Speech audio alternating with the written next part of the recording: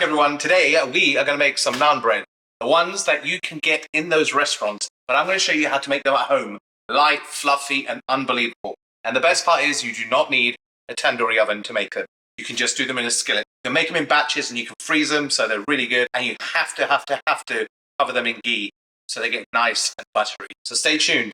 Let's get into it. Start with 312 grams or 2.5 cups of all-purpose flour, 8 grams or 2 teaspoons of sugar, and 6 grams or 1.5 teaspoons of salt. And then you're going to need 4 grams or 1 teaspoon of instant yeast. Then you're going to need 60 grams or 4 tablespoons of plain yogurt. Natural plain yogurt known as dahi is the key. Okay, then you want about 3/4 of a cup or 170 mils of warm water, 2 tablespoons of olive oil, and mix that through. Now this is optional, but I highly recommend it. Add a teaspoon or so of nigella seeds. You're going to get a wonderful flavor. Mix this for 5 minutes on medium. Dancing is optional. Now after 5 minutes, check your dough. If it's a little bit too sticky, you can add a touch more flour.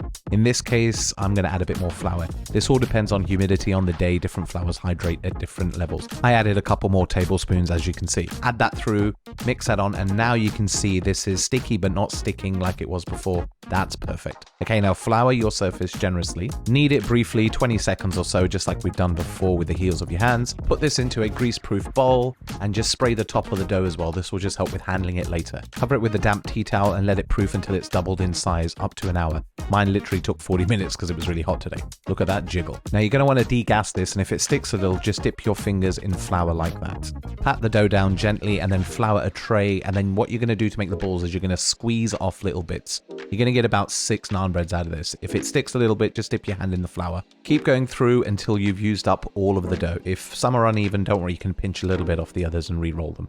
Now flour your surface nicely. Take one of the dough balls, re-roll it with your floured hands, and just use the palm of your hands, and we're going to flatten it down like this. Get another one and repeat the process. Use your fingertips and gently pat around to create a little crust. Pick this up and gently spin it round like this and let gravity do the work for you. This is going to stretch it out. It's a very pliable dough, so don't be scared. And we are going to use a rolling pin after this as well. Okay, now we're going to put this down. Start with your rolling pin in the middle, go upwards and then towards the bottom and the sides, just like this. Now peel this off and drape this over the back of your hand that should be floured, and gently tug at the bottom. And this will give you that classic shape. You can even stretch it out a little too. Now just leave it on the side. Don't make them too big or they're not going to fit in your pan. Flour your tray, put this one to the side, and then again repeat the process. If you want to go straight with the rolling pin, you can also do it like this. Just flour it, make sure it's nicely coated, and start from the middle and then roll out towards the bottom. Start from the middle, roll up, and then roll down, and you can even roll to the sides as well. Just like before, put it over the back of your hand, and you're going to pull on one end to get that nice kind of shape. Don't worry if yours come out in all different shapes. They're absolutely fine. They're going to taste delicious either way, I promise you. Plenty stretch Armstrong with these naan breads. Okay, and what you're going to do now is when you get good, you can start doing 2 at once. So just do them, flatten them down, and there you go. Coat them in the flour, use the palm of your hands, go a little stretchy, spinny, and then just stretch them out and then get them ready. Once you've gone through them, this is an optional step, but I like it. Put in some finely chopped garlic and then some finely chopped coriander, and then gently with the palm of your hand, press that in. This is going to give you plenty flavor indeed. Now gently pick these up, and we are going to cook these in a hot, dry skillet on a medium-low heat. Make sure it's a medium-low heat. You don't want it too hot, and you don't need any fat in the pan. When you put it down, you can re-stretch it out like that as well, so don't be afraid. Now here's the fun part, watching it cook. You're going to start to see some bubbles forming after about a minute or so, just like this. That's a good indication that you're almost ready to flip. You can move it around the pan a little bit too, so don't worry about that. You can see the smoke coming through. I'm going to give it a flip now. It's been about a minute and a half. And the first one's always going to come out like this. They will get more charred as you go. Then when you put it down, I'm going to check it after 30 seconds. It needs a little bit longer. You can even move it down to the sides of the pan because that heat's going to cook the sides as well. Okay, now I've given it a flip. That looks really nice.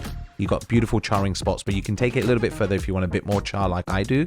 And then I just flip it over again, and then I'll put it on an open flame. So far, I think the total cook time has been about 2 minutes, 2 minutes 30. And this has some beautiful charring, just how I like my naan breads.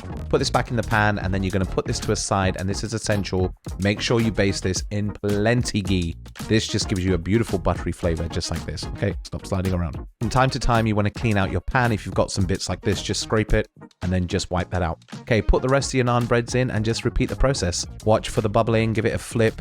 And if you get some charring here and there, that's perfect. That's actually what you want. It gives you that nice tandoor kind of feeling, especially seeing as you've made these at home in a skillet. Stack them up on some foil like this. Oh, don't drop them, and then put them aside for later. So, These are our little bad boys that we've made, as you can see.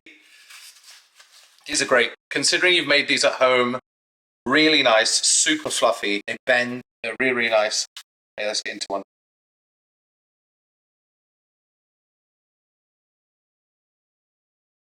My God, this needs a curry. You don't need a tandoori oven, you can do these at home. And the good thing is you can freeze these. So make a ton, put them in the freezer, and whenever you have a curry or you have anything like that, you're good to go. Also make really nice kebabs with these. Put some kebabs in, a bunch of stuff, and wrap it up. In fact, I think we should do a video on that exact thing. Nice. Getting ideas while I'm eating naan bread.